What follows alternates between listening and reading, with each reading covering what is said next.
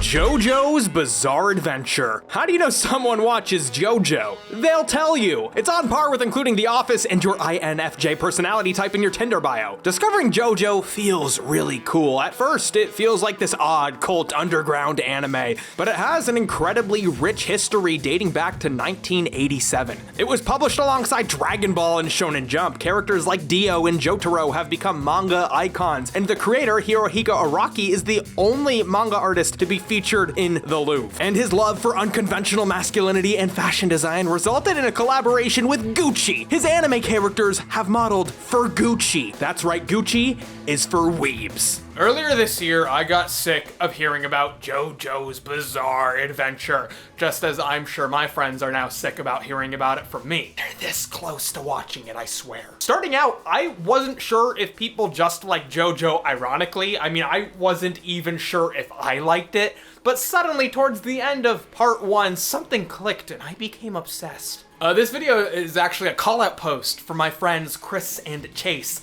Y'all know Chris and Chase. I've been trying to get them to watch this show all year, but they refuse to. I guess they're afraid of looking like weebs. And so this video is for them. Chris, Chase, for every day you don't watch JOJO after me posting this video, I'm going to post another digit of your phone number to my Twitter. JOJO unfortunately never had a proper anime adaptation during its peak popularity, and due to many of the characters being named after rock music, it was hard to translate without running into copyright issues. But finally, in 2012, the manga was adapted into a really high-quality anime by David Productions. But before that, in 1993, a 6-episode straight-to-VHS series was produced covering the last half of Stardust Crusaders, the manga's third part. Nearly 10 years later, a second 7-episode OVA was released covering the first half of part 3. It's weird, it's crazy, it's bizarre even, so I wanted to go back and look at some of JOJO's earlier adaptation attempts as well as the OVA. But first, today's video is sponsored by Verve. Head out to vrv.co/Billiam to get a 30-day free trial of Verve Premium. I've said this a million times, but Verve is my go-to place to see something interesting. I genuinely watch content on Verve more than any other streaming platform. From things like Cartoon Network's Boomerang, Nick's Splat, and even Crunchyroll, Verve has an awesome selection of great curated content. And Crunchyroll has all of those awesome anime series that people keep talking about from this season. You got Demon Slayer, you got the new season of My Hero Academia, and of course, you have all 5 parts of JOJO's Bizarre Adventure, which I'll be getting into later in this video. So go to vrv.co/Billiam to get a free 30-day trial of Verve Premium. Thank you again to Verve for sponsoring this video.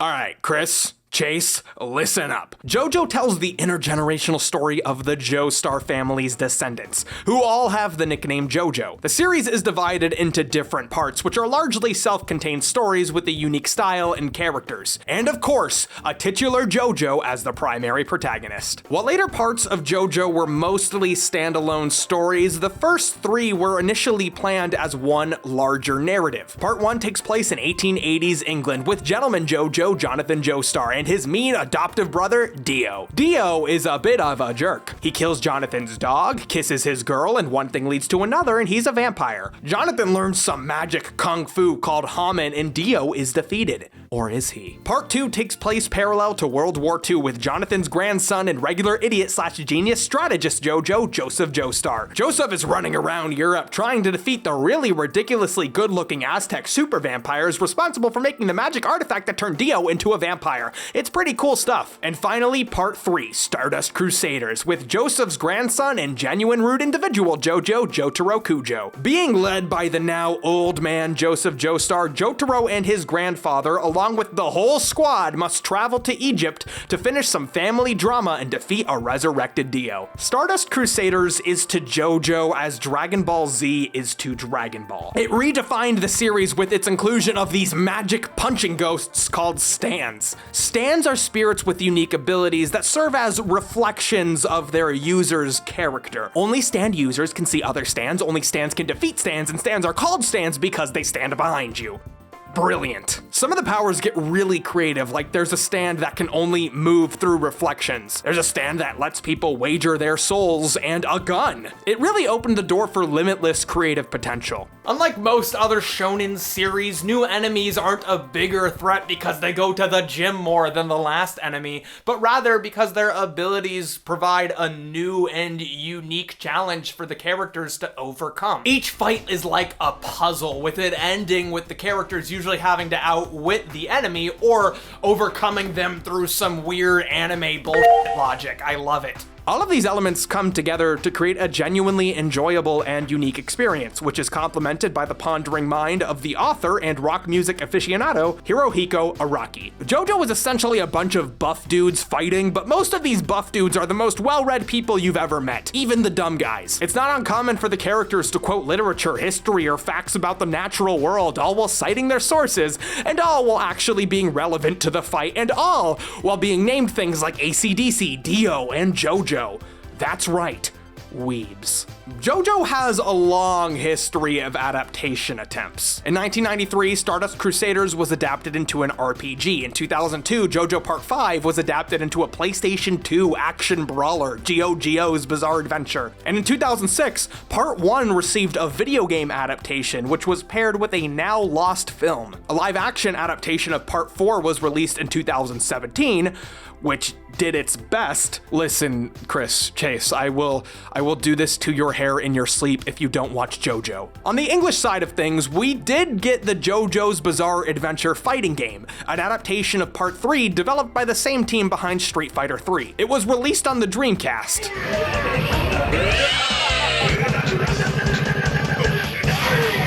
And in 2002, we got a release of the Stardust Crusaders OVA, all 2 of them. The first, released in 1993, covered the last half of the manga. It feels like a companion piece. Its coverage of the story is as comprehensive as those 8 colored pages in any movie novelization. It throws you in as if you already know the story and the characters, so it can get to the most exciting parts right away. The second OVA series, released in 2002, kind of serves as a prequel for the original. It feels like it exists to justify selling the OVA as a complete series to audiences unfamiliar with JoJo. It's heavy-handed in its lore explanation. It was released around the big anime boom as it was hitting the States. There's an obvious Star Wars prequel comparison to make here, but it's more like if Return of the Jedi was the first Star Wars movie and the first 2 eventually came out like a decade later. The English release renumbered the volumes to make it seem like it was all a singularly produced series, and while the narrative flow kind of works, the visual consistency between the 2 is non-existent. Also, if you plan on getting all 6 DVDs, be ready to spend hundreds of dollars on the last 3. The beginning of Stardust Crusaders introduces the world and the characters. The series starts off in Japan shortly after Jotaro discovers his newly gained stand ability. Holly, Jotaro's mother, calls in his grandfather Joseph and his friend Avdol to deal with Jotaro's evil spirit. As Joseph and Avdol explain the stand to Jotaro, we learn all about the stands and their different powers and limitations. In the next episode, we meet Kakyoin, or Kakyoin, or Kaki Owen, as the anime calls him. A stand user under Dio's mind control spell. The spell is broken and he joins the group. Later, they meet Polnareff, a suave yet hot-headed stand user who's looking for the man who killed his sister. He believes traveling with the Crusaders to stop Dio will help him achieve his goal. Although they know they eventually have to defeat Dio, they're not exactly urgent about it. They're like, we'll get to it eventually. However, the situation becomes much more urgent when Jotaro's mom begins to develop her own stand, which is killing her. Oops. They find out all of the Joestar stands are spiritually linked to Dio because of a family tie, so they head out to Egypt to defeat him, which will hopefully save Holly in the process. The story is largely inspired by Around the World in 80 Days. The gang's travels from Japan to Egypt has almost a Carmen Sandiego-like appreciation for all the different places they visit, with haphazard cultural lessons in each. The story is mostly episodic, with each episode featuring a new stand user assassin sent by Dio for the team to fight. However, with only 7 episodes, the prequel series really has to get moving on establishing the setup, especially because it has to fill in some of the story elements that were established in the first 2 parts, which they're able to do pretty smoothly with a few flashbacks. I'm not a huge fan of the character designs in the first half. To pay tribute to popular action movies at the time, the JoJo characters are already super buff and whatnot, so giving them these big ugly faces just makes them look like some big ugly dudes. I do, however, love the stand designs. I actually may prefer them here than in the newer version. Jotaro's Star Platinum is always a treat. Polnareff's Silver Chariot is sleek as heck. Ikaquian's Hierophant Green is just beyond slithery and creepy. And I know a few people who would be into Avdol's Magician's Red. The 93 designs are much closer to the original artwork. While the first series has a dark and natural looking color palette, the second half is a bit more saturated. I don't know if I prefer one over the other because I like the models better in the second half, but the animation and set design in the first is a lot more interesting. At the beginning of the 93 series, we're introduced to Iggy, a French bulldog who is also a stand user. Iggy adds a lot of chaotic energy to the group, which definitely spices things up, but ultimately a lot of Iggy's arc is cut out. So besides the occasional laugh here and there, he doesn't really add much. I would argue that all of the characters in the OVA are blander, less interesting versions of their other counterparts. They all play different archetypal roles, which work really well when paired together, but a lot of that isn't present here, unfortunately. The OVA only has 13 half-hour episodes, so a lot had to be reworked and cut out. Sometimes the cut content alleviates needed dramatic tension, like Polnareff avenging his sister in the episode after he establishes that as his primary motivation. It really gets rid of the tension. Nonetheless, some of the changes are actually kind of interesting. A lot of the locations and character introductions are condensed to work better within the time limit, and certain stand battles are reworked to be much more epic to serve as